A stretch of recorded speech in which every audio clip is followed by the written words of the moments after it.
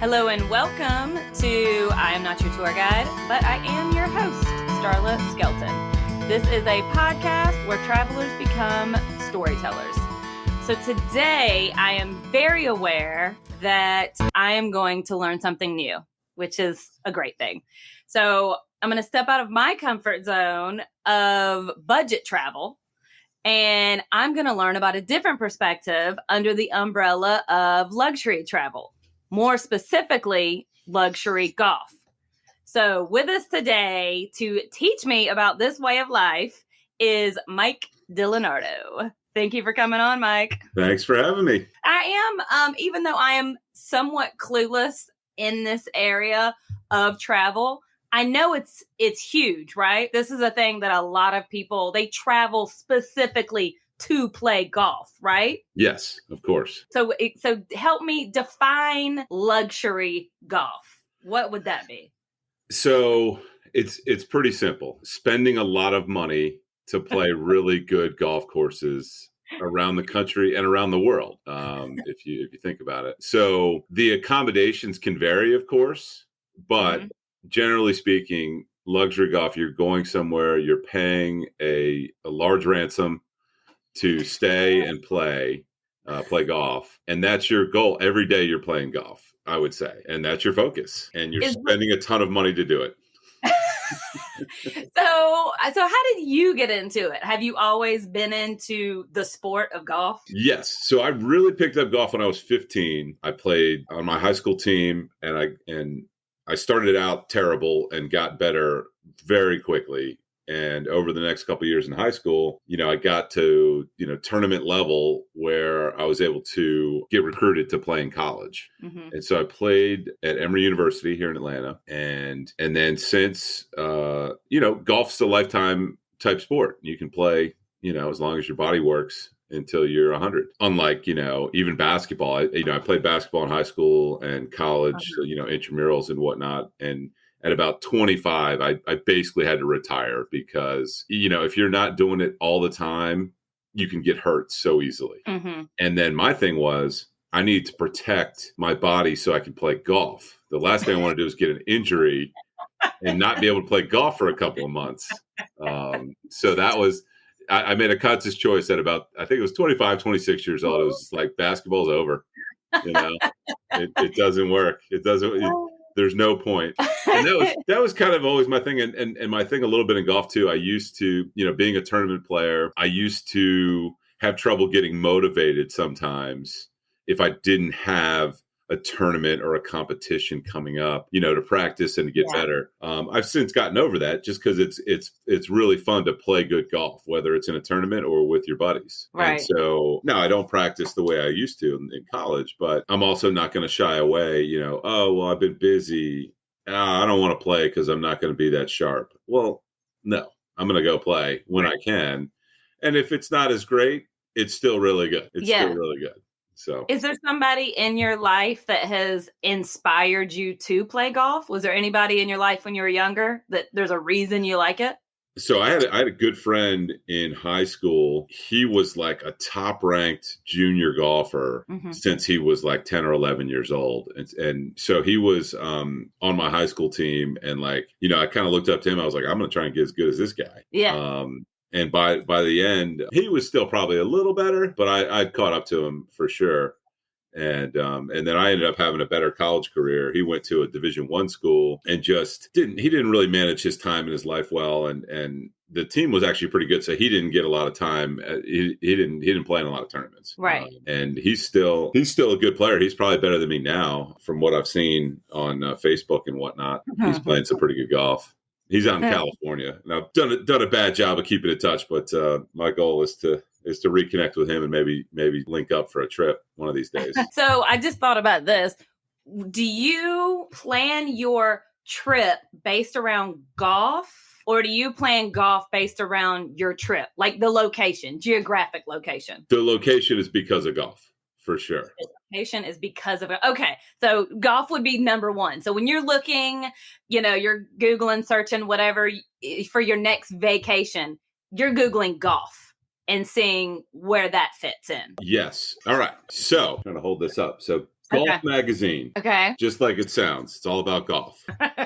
And there's another one, Golf Digest, and they frequently have top 100 lists. Here's the one that's my inspiration is the top 100. You probably can't read all that, but courses you can play, meaning they're open to the public. All you have to do is get a tee time and pay them lots and lots of money.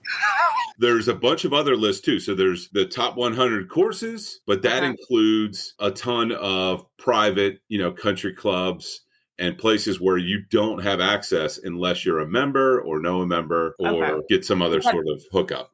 Is that pretty normal in the golf world? Like, is it normal in the golf world to only be able to get a reservation if you're part of the club? Oh, yeah. Well, so there's in the overall world of golf, there's private clubs where you have to be a member. They all have different qualifications or processes to be a member. One of them being lots and lots of money. And then there's public courses, which anyone can play, so, and the public courses have a range. I mean, you can go play here close to me, Candler Park for like $7, but it's terrible. And it's only 9 holes. And then you go up the scale.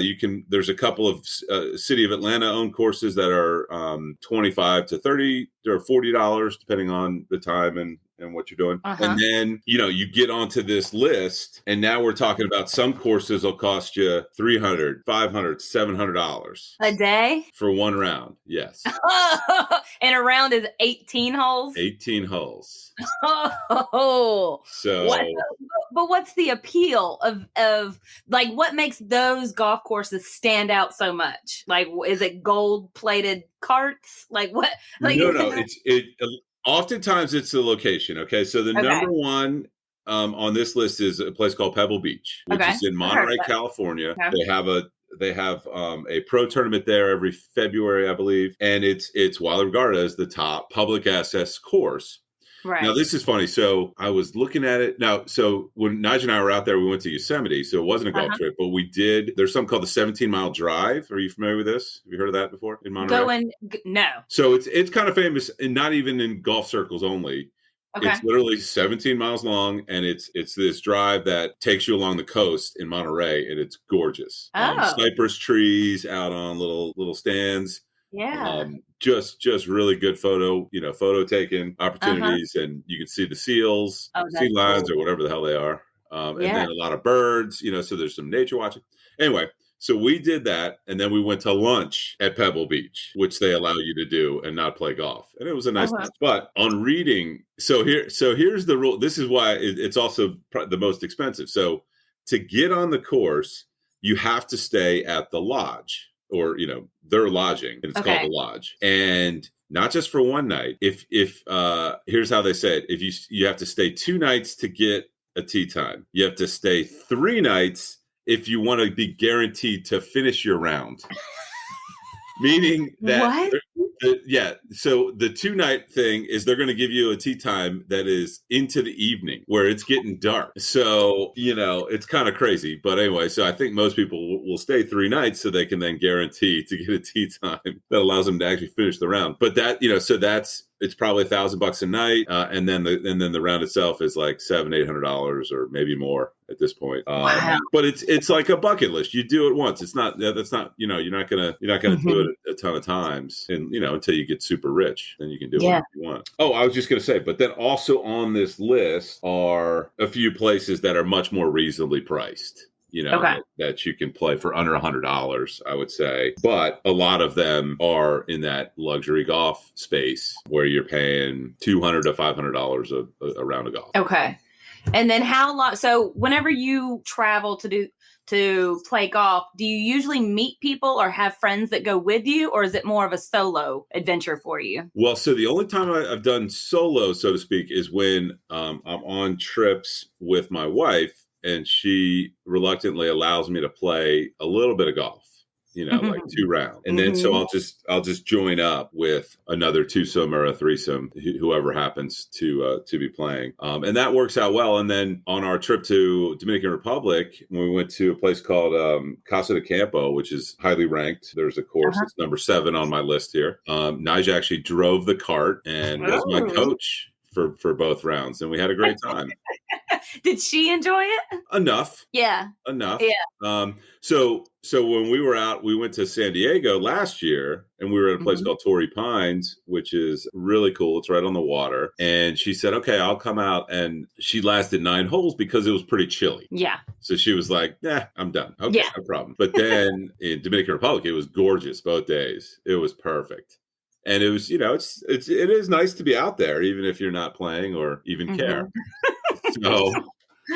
And we were able to play pretty quickly. Sometimes you can get caught up and it takes forever, but we were able to play pretty quickly where it wasn't too bad. I think the first day we played in about 4.5 hours, and then the second day we played in closer to 3 hours because it wasn't as crowded. So that was good. So just like if I'm hiking on the trail and I meet up with other people on the trail, we like automatically have something in common, right? Because we're on the trail, we're like, we just already have that bond. Is it the same whenever you meet up with people that you don't know on the golf course? Like you already have that bond of golfing, so you get along pretty well? It's not the same. No. I've met some really cool people on the golf course. People who then, you trade numbers and we become friends. Yeah. Most of the time it's like, okay, nice to meet you. You shake hands and you go your separate ways. I would say that's the majority. Oh, but to get back to traveling alone or with a group. So, the golf, each group on a golf course is 4 people. Right. So you tend to travel with 4, 8, 12, 16, multiples of 4. Okay. Doesn't always work out. We've done it where we've had 9 people. So that means 3 threesomes as opposed to, 3 foursomes or any combination of numbers. We have a group that goes every summer and everyone has good intentions. And then next thing you know, it's like, oh, hey guys, I had this come up. I can't make it, and we're trying to find a replacement and we don't always get a replacement. But that's the general rule is multiples of 4. Okay. So while we're talking about traveling, how did it affect just the point of getting from point A to B to a certain golf course?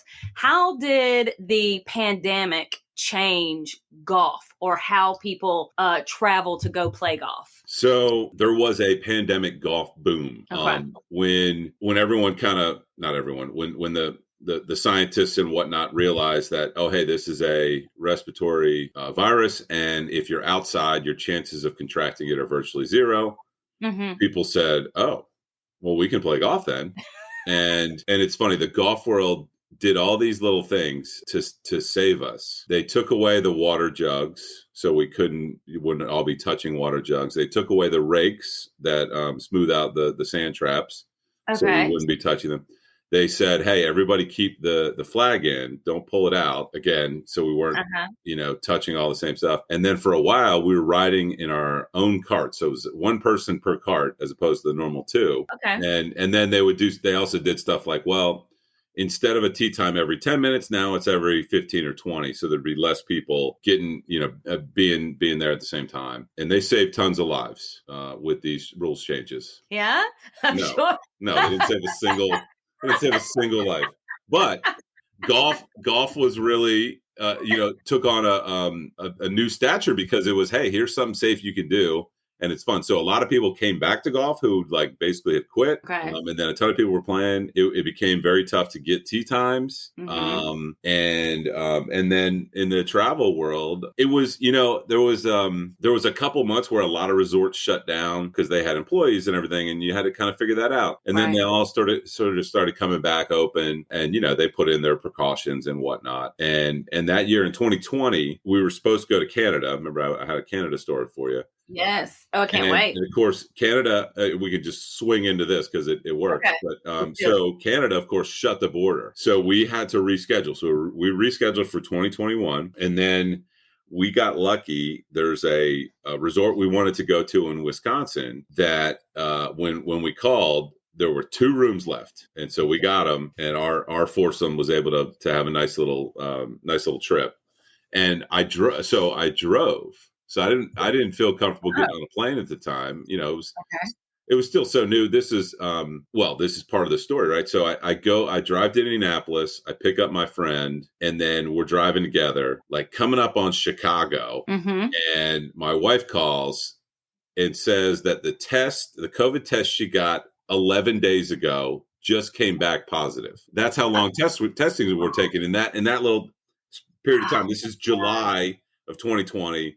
They Right. still don't know what they're doing. And so, meanwhile, I never had a symptom. I wasn't sick. And I'm looking at my buddy and I'm like, what are we supposed to do with this information? And he's like, I don't know. He's like, look on your phone, see if we can get a rapid test somewhere. Yeah. That was new. The rapid tests were new, but it was like, I'm looking in like Madison, Wisconsin for a rapid test. And then, of course, there's no appointments. It was just like, I was like, dude, this was 11 days ago. I never got sick. If I did get sick, it's already gone. Let's just play it cool. And then, so, of course, remember the antibodies test, which really didn't do anything for you other than to say, did you have it or not? Yeah. I took one of those and that came back negative. So now I never even had COVID. But it was just so, it was just the way the times were where we're sitting there driving and my buddy's like nervous about it. He was reluctant, but he was like, okay, we're gonna play golf, it's gonna be fine. Anyway, it was just a mess. I don't miss those days of it was so dumb. It was so dumb. So we had a nice trip in Wisconsin, and then I drove home 18 hours or whatever it was, which is just miserable.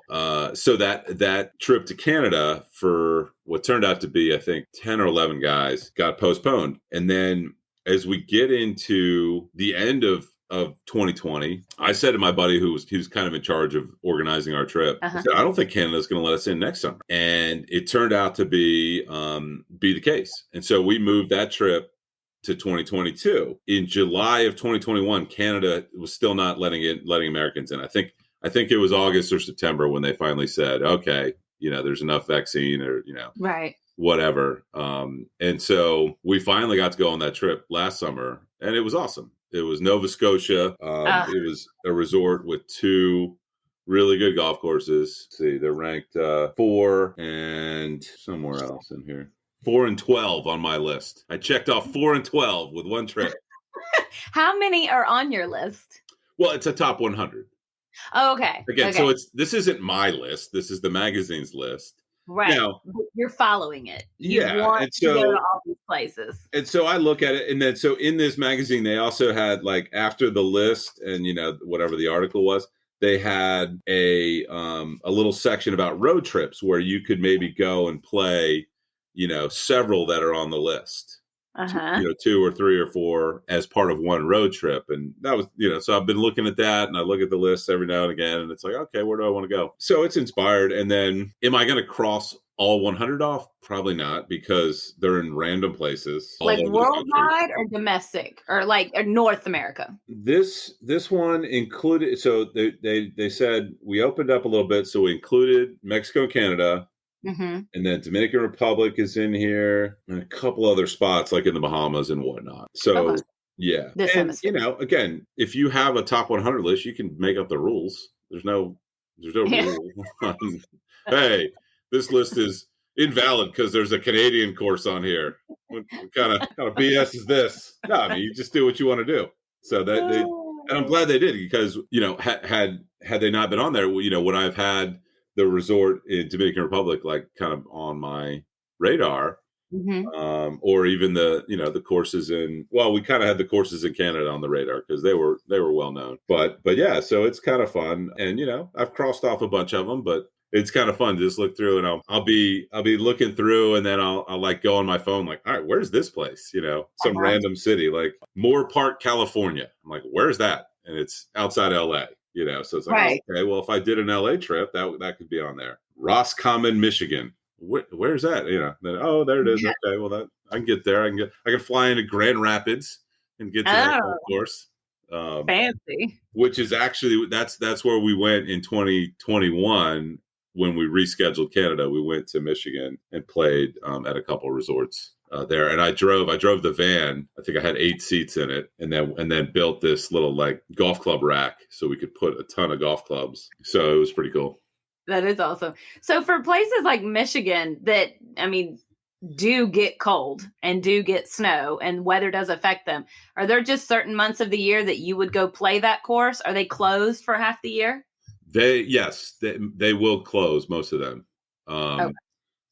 I follow some of them on Instagram, and so a lot of them are like May 1st, which is Monday. And so they're they're doing like 3 more days, everybody. They're doing those type of posts. Uh-huh. And they're excited to be open. But yeah, I think I don't know where the line is, but yeah, Michigan and north of that tends to be they're probably closing from end of October maybe to sometime in April, May, just depending on how they feel. Okay. So that is a big part of where I'm deciding to play is temperature in July. And I'm looking for a much lower, hopefully, temperature than Atlanta is in July. So what's pretty regarded as the best resort in America is a place called Bandon Dunes, which is out in Oregon. The last time we were there, it was beautiful. The wind was blowing very hard. I mean, we're talking like 30 miles an hour, which makes it difficult to play golf. But the temperature was the high never got above like 62, and it was awesome. And so I'm actually going back there this summer to do it again. And they have 6 really good golf courses, and so you kind of you get all of that in one place, which is really cool. So for people that do love to play golf and they're just in a place in their life where they financially can afford it and spend money on this, from your experience with it, because you have been golfing since you were 15 and you have been traveling all over the place to golf, from your experience, what are some places you would recommend for golfers to go? I mean, you can get your hands on this list. It's on the internet and just peruse around. Bandon Dunes is a must if you're a enthusiastic golfer. There's a great resort in named Streamsong in Florida that has 3 courses. They're building a 4th. You go there in the winter. That's a February trip. Pinehurst in North Carolina is like a golf area. There's, I was going to say hundreds. There's not hundreds. There's, let's say, dozens in a small area, including the Pinehurst Resort itself has I think 9 courses. They might have 1 or 2 more. Or they might be building 1 or 2 more. And then there's courses around it. So my parents and I actually went there in October, and we stayed at a place called Mid Pines, which there's 3 courses: Mid Pines, Pine Needles, and Southern Pines. So we played all of those. That's an area that's very popular. Myrtle Beach, it's got a couple of ranked courses, but it has over 100 courses in like their little area. That's a place a lot of people go. That's somewhere you can do it on the cheap if you want to as well. I was going to ask you that, like, whenever I do want you to transition into telling me, just giving us some recommendations on if we did want to do a budget form of traveling as well to play golf. Oh, sure. Yeah. I mean, there's the problem is that the budget places are kind of one-offs, so to speak. It's hard to go, you're not going to go to a budget resort. You don't really have those. That's true. But Myrtle Beaches, you can go and stay at a Motel 6. Right. Or a Super 8. Well, the Super 8's 2 better than the Motel 6. I don't know if you knew that. I did not. And it's not just a good 8, it's a Super 8. But either way, you can stay in some, cheap ass hotel and then, pick and choose and find golf courses that are under $100 for sure. Right. Or you can go to one of the, quote unquote luxury resorts and spend thousands of dollars if you want to, right all in the same neighborhood. And then some of these courses on this list are, not part of a resort. So I went to Wisconsin again last year with some different group of friends. We stayed at the resort for, I want to say 3 of the nights, and then we stayed at a hotel and we played the University of Wisconsin golf course, which is very nice, but it was like $80, I think, so that's much better than the other ones. And then we played a place called La Sonia, which was like out in the middle of nowhere. And it was basically a really nice public course. And it was somewhere around $100. So it was cheaper. And then the other resort that we were at, you're looking at closer to $300, $350, something like that. For those golf courses, you can find the spots where you're going to get a cheaper option. You just might have to do some more driving, which I'm not necessarily a fan of. I love pulling into a resort, parking the rental car, and picking it up 4 days later. That's wonderful. That's wonderful. So, so at those type of resorts, you got all your food. Your food's covered. They got nice restaurants, and then everything is kind of in the same place. You can either take a shuttle. Or, if you have a rental car, I tend to say, I'll just we'll move the rental car, 800 Yeah. yards. We don't need to hop on a shuttle, but yeah, but then, like I said, if you put together a plan where you said, okay, well, let me find some of these courses that are in the budget, you just might have to drive a little bit and then stay at here's a perfect example. Over in Alabama, they have something called the Robert Trent Jones Trail. Okay. Robert Trent Jones is a well-known and renowned golf course designer. I want to say this is in the 90s or possibly the 80s. They decided, hey, we're going to hire this guy to build all sorts of golf courses, and then we're going to call it the Robert Trent Jones Trail, and you can come to Alabama and play. It's like 30 golf courses, I want to say. But some spots have one course, some spots have two, some have three, some have four, and then they have like a Hampton Inn connected to them or a Marriott property or something like that. Not super expensive, golf around $100, maybe a little less, a little more, depending on the time of year or whatever. But there's a spot to do a quote unquote budget trip. And depending on how you do it, you could go to just one place, play, the 3 or 4 courses and be done with it. Or you could drive from place to place that's all over Alabama and play more courses or whatever. So that's an example of kind of a budget type trip that, you're going to play those golf courses and think, oh, these are pretty good. Is there still an appeal for you to play budget courses? Oh, I play the public course here in Atlanta all the time. Okay. So I'm not too good for public courses. You're not going to hear me say a bad thing about a golf course, generally speaking, a pizza or a beer. I mean, I'm good. I'm not gonna critique any of those 3 things for the most part. Unless something happens or somebody gives me a bad experience because of who knows. Then right. F those guys. But the golf course itself, I grew up playing, public golf courses and various places. I wasn't plugged into a country club, and then when my dad was able to join a really nice place, but it's the Naval Academy Golf Course in Annapolis, Maryland, which is not a country club. It's a golf course only. There's no pool. There's no tennis. Well, there is tennis, but it's for the Navy men's and women's team. And then they don't even have a bar. They have a snack bar. It does have two taps on one of those smaller tap boxes, but it's not a bar. You know what I mean? So that place is just golf. Do you drink while you play golf? I do not. Okay. It's one of those things. I've never gotten into the habit of it because I was playing when I was 15 and I was playing, competitively. I just drink all the other time when I'm not on the golf course. The other joke I make, if people kind of press me on, I'm like, look, as much golf as I play and as much beer as I already drank, if I also drank on the golf course, I'd have a legitimate drinking problem.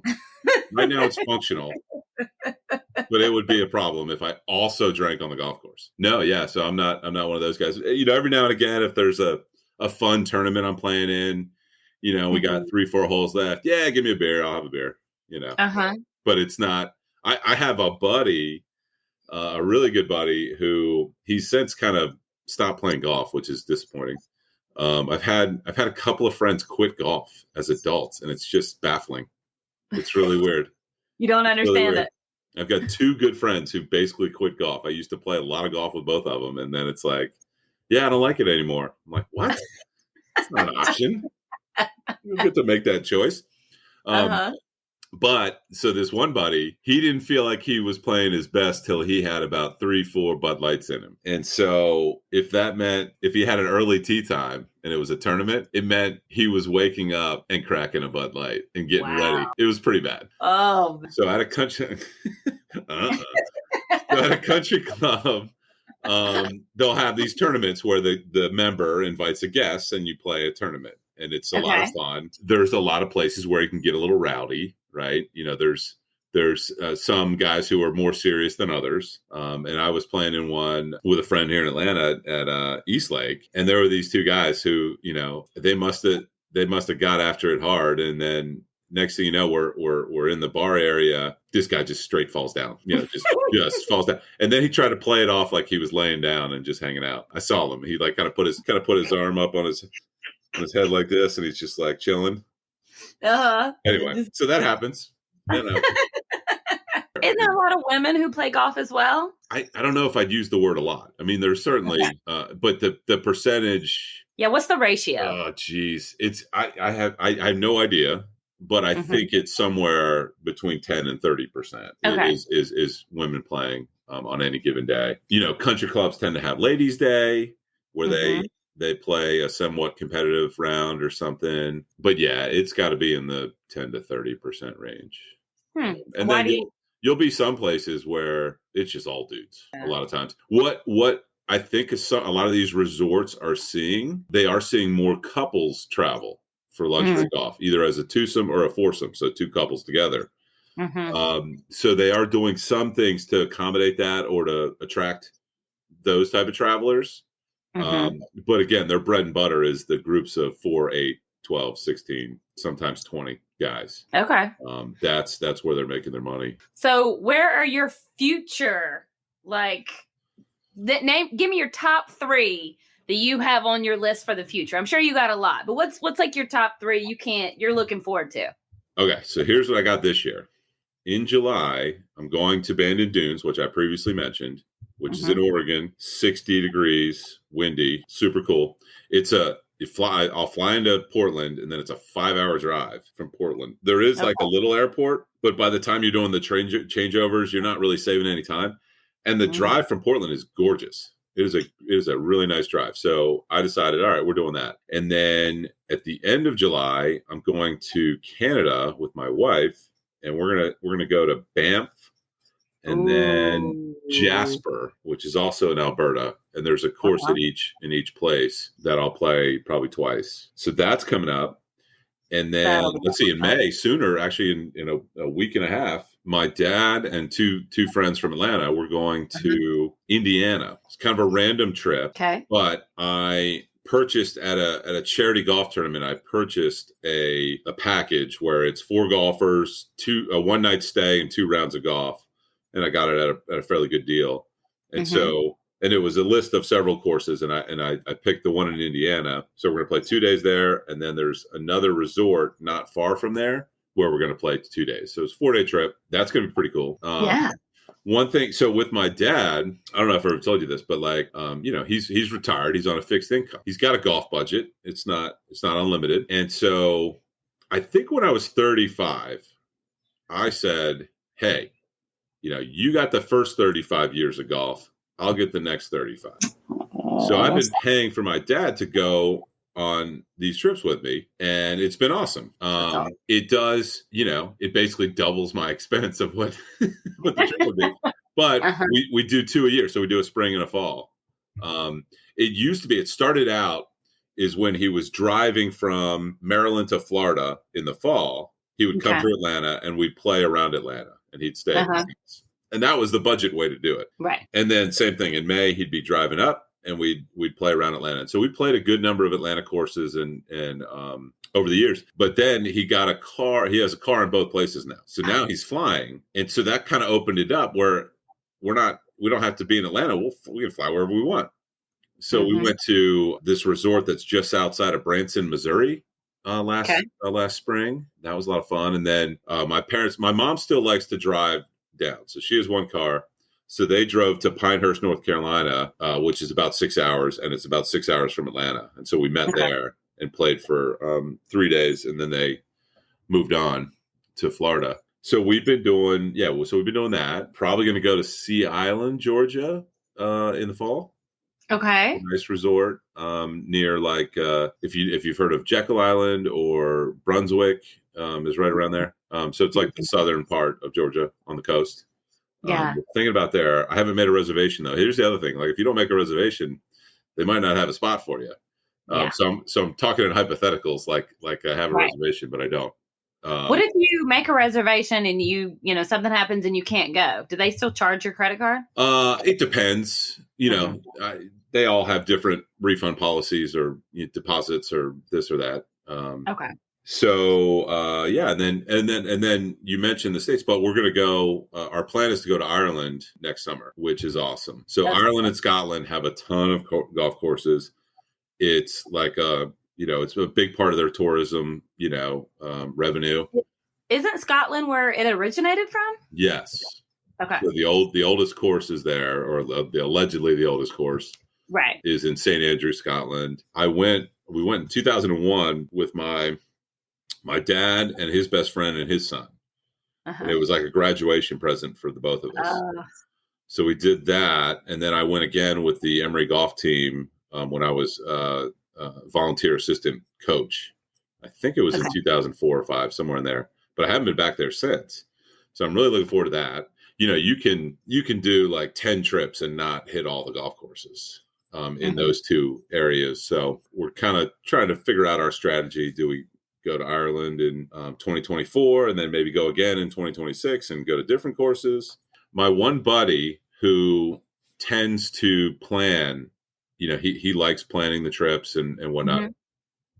He just sold his company. And so he's, you know, I think he's 2 years younger than me. So he's 43 and he's basically retired. And he's like, hey man, I got plenty of time to plan these trips now. Oh my God, that's But amazing. with that being said, he's like, well, but what we're gonna do, you know, his wife doesn't work either, you know, now. They've got 3 kids. They were gonna move them to Scotland and put them in school in Scotland, or like just do a whole adventure. And so he was like, I can't really commit because we're gonna be all over the place. But if it works, I'll meet you there, you know, for the island trip. So I've got a friend who just started with a luxury travel golf company, and so he's going to help us plan it, you know, with his connections and whatnot in Ireland. Is Which he will remote be good. or is he remote? He plans them remotely. Well, he's in Atlanta, yeah, but then Okay. you know, part of his thing is with his company is that he will actually go on the trips and be the tour guide, and if they need an extra golfer, he will golf with them, and he's pro level, so he can give them advice and stuff like that. So that's part of the niche. He's going to actually come with us because he's my, you know, really good friend. So we're gonna tie him into the trip, and you know, I guess if some of the guys want lessons, they can, you know, he can help them out. But that's going to be a ton of fun. So that's on the list. Going back to Scotland's on the list. This one's a little tougher, so it may have to wait until more of a. Well, I shouldn't say that, but Australia would be Uh, amazing. It's just obviously the travel to Australia is such a challenge, and a, you know, basically a 2-day process to get there, more or less. So that one you need some time. time. You need some time for that one. But then yeah, I mean, just, you know, knocking off these, you know, some of these courses, even if they're one at a time. Well, you were with me in Charleston. I knocked off number 6, you Yes, know, last week, which I had already played it, but I knocked it off again. you did. I mean, it's kind of cool though that you like something that much. And I'm not even dissing you. I'm just saying like there's there's 5 friends. You have 5 friends, and we have all day to hang out. And you're just like, no, I'd rather go by myself to go golfing. So I can relate to that because if it was in the scenario of I had the opportunity to go hiking all day and leave my friends, I would do the same thing. Sure. You know what I'm saying? So I can relate to you. Like I know I get it. Get why you're doing it. But is there the enjoyment that you get from golf, is it peaceful at all for you, or it's just fun? Like, how do you view it? I think there is a certain level of it's not the same thing because it's not chemical, but like the runner's high that they talk about, Mm-hmm. Mm-hmm. you could kind of have that in golf a little bit.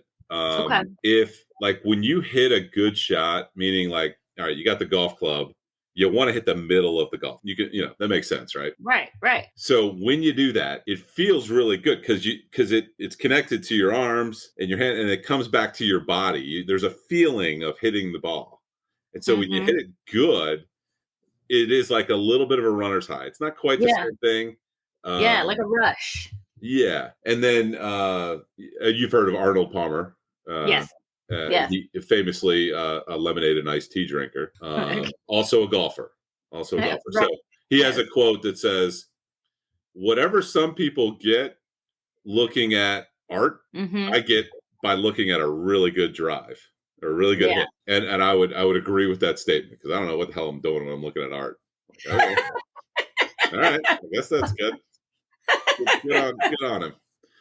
No, that makes sense though. But yeah, so there's a little bit of feel, and then you know, there's also when you put a good score together, that's a great feeling, especially in a tournament or a competition. Are you competitive? No. Okay. Well, and you kind of say this because you can't play defense in golf. I can't tackle anybody. I can't hit them with a club. I can't block their ball from going in the hole, right? So at some point, there's only so much you can do, right? So you're playing a guy. So what a lot of people say is you're playing yourself and you're playing the golf course, right? Or you're not really playing yourself, but you're playing the golf course. And so I don't need to be playing another dude to have that same competitive fire. I can have the same level of competition playing by myself, literally, because I'm playing the golf course. I'm trying to shoot the best score possible. Now, there's something called the handicap system. Have you ever heard of this? Yeah, okay. I have actually. So I'm a 0 to 3 handicap, depending on the season. Tiger Woods is on the other side of 0. He's like a plus 12. So generally, you would take his score and add strokes to it to get what his handicap score is. Everyone else in the world, you subtract their handicap from their score. If that makes sense. Okay. So, in essence, Tiger Woods can play a competitive match with anyone in the world, allegedly. Doesn't always work out that way. But so Tiger Woods would have to give me 12 strokes for us to play a fair match. And I'd feel okay about playing him with 12 strokes because that's a lot. He'd probably still beat me, but who knows? So every year with my group of buddies, we do one day where it's a handicap tournament. So my handicap's 0. I don't get any strokes. And then everybody else is either a 5 or a 6 or a 12 or a 20. And so we take their score and subtract the handicap. And then, the winner gets a trophy. And last year I played so good with no handicap strokes that I won. And it is so very satisfying to win a handicap tournament with no strokes because it's kind of rare. And, I was walking on air for a couple of days because it was. Yeah, you were proud. It was awesome. Yeah. So that's the level of competition I'm at. I'm playing my buddies. I'm playing a member guest tournament, playing a charity event. I'm not playing elite competition anymore because I'm getting old. I don't have as much time to play. So I'm not preparing the way I would like to. During the pandemic, I played 5 days a week and I got as good as I had been since college. Wow. I was still better in college because I was younger, but I was really playing well. But it's because I was playing 5 days a week. So then I was making jokes about how my handicap, my handicap went down, but it's in some sort of relationship to me not making any money. So I need to get them in the middle here, make some money, and then my golf game isn't quite as good, and that's the sweet spot, so to speak, as I'm just not making any money during COVID, which was terrible. But it showed me I could still do it, in a sense, like, hey, if I had the time to commit to this, I could still play some good golf. The other thing is, though, in terms of elite competition, the young guys hit the ball so far, they hit it so much further than me that's an issue. That's a big issue. I'm trying to lose some weight and get in better shape and hit the ball further, but it doesn't always work out. Last question. Do you have a top, like a number one golf trip that you've ever taken? Like it just stands out in your mind as like, this is the number one for me. I mean, it's probably got to be that father-son trip way back in the day. That was pretty special. And, my dad kind of realized it. He said, hey, let's, we went with the higher package, so to speak, because he said, this may be the only time we do this. As it turns out, we haven't gone back. One of the reasons is, it is expensive. And then the second reason is my dad, his knees aren't great. So he can't walk the golf course anymore. And over in Scotland, they don't have golf carts. It's not an option. Yeah. So everybody walks in Scotland. And then some of these resorts in America also are walking, which I'm fine with. And we take a caddy, which is really nice experience for the most part. So what I've been doing with my dad is going places where I know that they have carts available. Right. So, and it's some of the places that we're going to go, don't really work for the big buddies trip, but they work for my dad and they're, if there's only 2 courses somewhere, we can make a 4-day trip and play each one twice. And I have no problem with that. Some people are like, well, once I played it, I'm done. I'm going to the next one. Give me another check mark. And I'm like, it's kind of fun to play a course more than once because then you have a better understanding of the course and you're able to remember it better, stuff like that. You play if I play a course once now, like, I'll remember a couple of holes, but when I play it twice, like, oh, okay, now I've got, now I've kind of got it in the memory bank. Yeah. So if you're flexible, like I said, I mean, there's somewhere for you to play. And then the number one rule is when you get there, just close your eyes and hand them your credit card. Don't start worrying about what everything costs, right? My dad and I were in just outside of Branson, Missouri, at this place called Big Cedar Lodge. And so we're just the twosome. So the two guys joined up with us, and right from the get go, the guy says, "Oh, we just played the 9-hole course with our wives." He goes, "I've never paid that much money for 9 holes before." I just looked at him and said, "Hey, here's my rule: just close your eyes, hand him your credit card. You're here, man. You're here." As long as you have the ability to make the money to pay that credit card off. Oh, of course. I wasn't doing luxury golf travel when I was working in the restaurant business and making whatever it was, $40,000 a year. Like, no, you gotta have the money. Should I have said that up front? So people could turn off if they didn't have the money. No, that's rule number one. You got to have the disposable income where it doesn't matter if you go spend a couple $1,000s on a golf trip, because you can't justify it. You can't be like, oh, I really got a value there. No, you didn't get a value. You paid way too much for golf, but you have a memory, and you have, well, the other thing is shirts with logos. Oh, you got to get the shirt with logos. Right. Then when you wear that around other golfers, they know how cool you are. Well, I could silently judge you and be like, oh my God, I would never pay $1,000 to go play golf.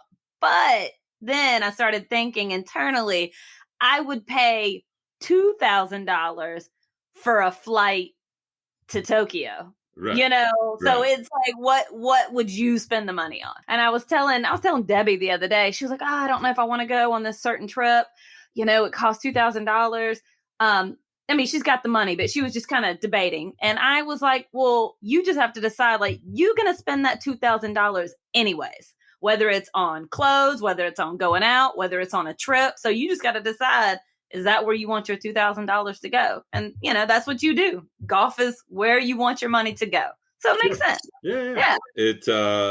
It's a lot of fun. It's a lot of fun. So I do feel lucky, and I know because I spent years being, poorer than I am now. Let's put it that way. Mm-hmm. And didn't have the ability to go on luxury golf. And so I would say I'm trying to make up for that a little bit. And that's why I maybe take more trips than other people, because I didn't take them for those years when I wasn't making that much money. And then, bringing my dad into it is a lot of fun.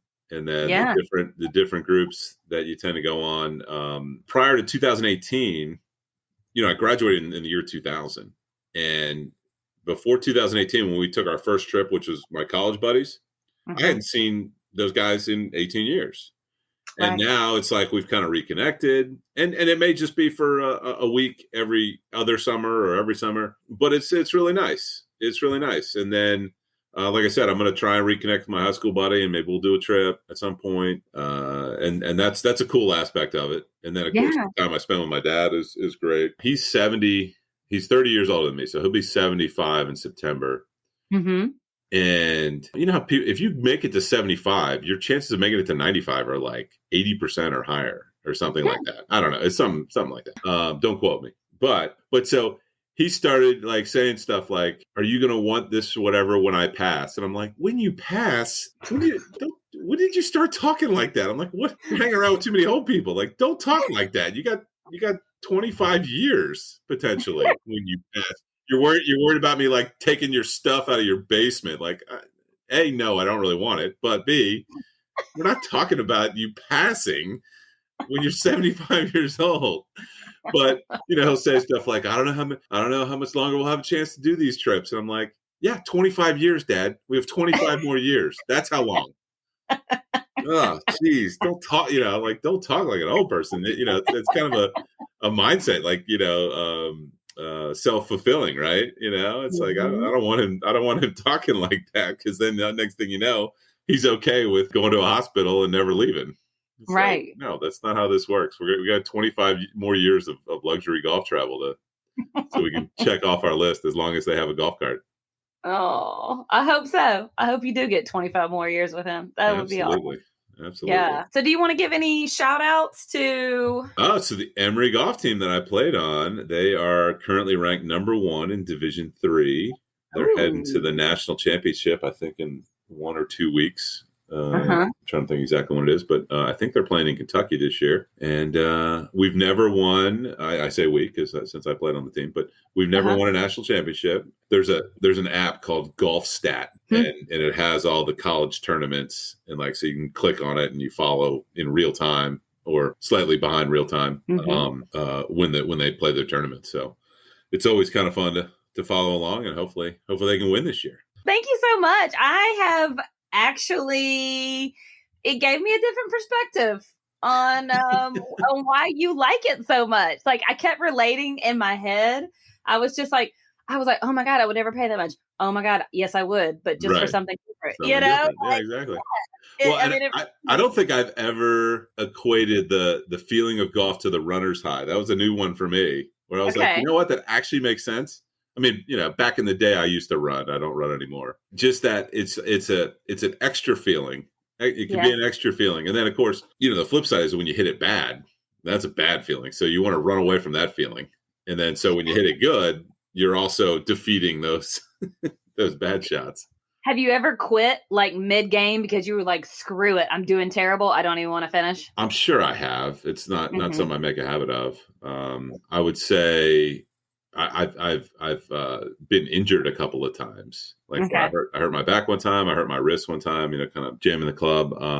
But that that's that. There's no shame in that. You get injured. Right. Have you ever thrown a golf club like Happy Gilmore style? So this is funny. So my dad has a bit of a temper on the golf course. It's kind of funny. It's not like real bad, and he doesn't throw clubs or slam clubs. Everyone does a little bit. Let's just put that. But when I was like 15 or 16, and I was just starting to play, and we got a tee time at this course where it was tough to get a tee time, but it was the public course. It was only $20 or something, or even the junior rate, I think, was $5 or something, but you had to get a tee time. And so we got a tee time, but then my dad couldn't play for some reason. So my mom said, all right, I'll play with you. And she played a little bit of golf, but, a couple holes in, I hit a bad shot and I yelled or I slammed a club, and she kind of grabbed me by my shirt collar, and she was like, you will not act like your father out here. And that, that kind of set me straight a little bit. And then as I matured, being a golf brat is just not a good look. And so, I've got perspective now. I'll tend to laugh more at a bad shot than really get angry. It's just oh God, not again. But yeah, no, getting angry is not a good look, especially for a 45-year-old, right? It's not a good look for a 15-year-old, but you're 45 and you've got an attitude about bad golf. Like, what's the matter with you? So, they're out there though. I mean, there's don't get me wrong. There's plenty of guys who would fall into that category. They messed up their chance to go pro at 45. I had a really good friend, and he's since moved away, so we've kind of lost a little connection as well. He's in Texas now, but when we first started playing, he had a little bit of a temper. He's a really good player. He's he's better than me for sure, and he had a little bit of a temper. And I would just make fun of him every time his temper came up. And it took like a round or two, but then he started laughing, and he was like, "You know what? You're right. What am I doing?" At the time we're 26 or 27. He's still like, I'm a 27-year-old man. Like, what am I doing? I'm not, not a bratty junior golfer. You meet all kinds of personalities out there though, right? Oh, for sure. And so the ones you see again have the good personality. Like, I have a buddy who he used to go on this trip with 3 other guys, and one of the guys had this temper that just wouldn't stop. And so they basically stopped doing the trip because this guy was ruining it for the whole group. He'd say stuff like on the first round. So they say they play 3 or 4 rounds, but on the first round, 3rd hole, hits a bad shot, and he'd go, my weekend is ruined. My buddy'd be like, you got a lot of time to make up for that one bad shot there, guy. But he'd let it fester, and then next thing you know, he's not having a good time, and no one else is either because he's being such a jerk. So Yeah, and that's in every sport, oh yeah, that person that just doesn't like to lose, and then the vibe, the yeah, mood of the whole course, Yeah. Well, thanks for taking the time to yeah. talk Thanks for to having me. me. Yeah, no, this was fun. And I will see you tomorrow. I work for you Absolutely, tomorrow. absolutely. Can't wait. All right, man. Thanks. Have a good night. All right, you too. Bye. We remind you that this is a non-smoking flight. Smoking is prohibited on the entire aircraft, including the lavatories. Tampering with, disabling, or destroying the lavatory smoke detectors is prohibited by law. If you have any questions about our flight today, please don't hesitate to ask one of our flight attendants.